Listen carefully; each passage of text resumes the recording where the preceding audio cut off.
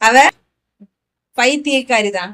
ஏன் அப்படின்னா, பெற்ற பிள்ளை ஒரு ஆள் மறிச்சு போயிட்டாங்கன்னு வச்சுக்கோங்க, அது நம்ம யாக்கோபு சொல்ற மாதிரி நான் பாதாளத்துக்குள்ள போனா கூட நலமா இருக்கும்னு சொல்றாரு அவர். அந்த மாதிரி ஒரு பிள்ளை மறிக்கலங்க, 10 பேரு ஒரே நாள்ல மறிச்சிட்டாங்க. எவ்வளவு அழகா வளர்த்து எப்படியெல்லாம் அவங்க நேசிச்சு. ஏன்னா பெரிய செல்வ சீமான் இல்லையா?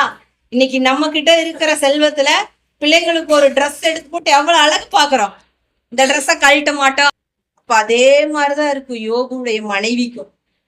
அவ பைத்தியக்காரி மாதிரிதான் பேசுறான். அவனால தாங்க முடியல, அந்த அளவுக்கு வேதனை இருக்குது. எல்லாமே ஒரே நாள்ல போயிடுச்சு அவங்கள விட்டு. லாட்ரி சீட்டு ஒரு நம்பர்ல போயிடுச்சுன்னா பாருங்க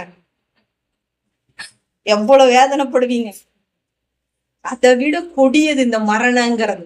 ஆடு மாடு அதெல்லாம் சம்பாரிச்சுக்கலாம், பிள்ளைகளுங்கிறது தான் பெரிய சொத்து. அவ சொல்றா, இன்னும் நீ ஏன் உத்தமத்துல நடக்கிற? தேவனை தூஷிச்சு ஜீவனை விடு. அவரை பேசிட்டு செத்து போயிரு.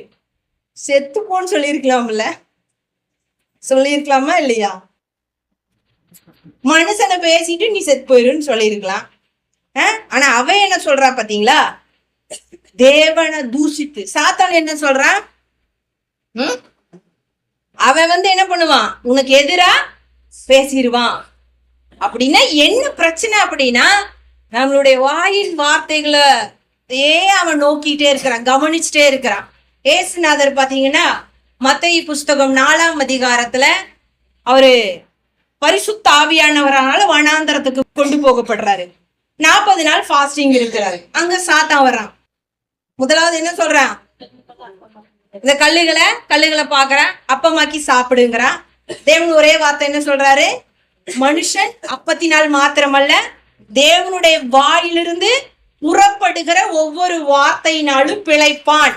வார்த்தை.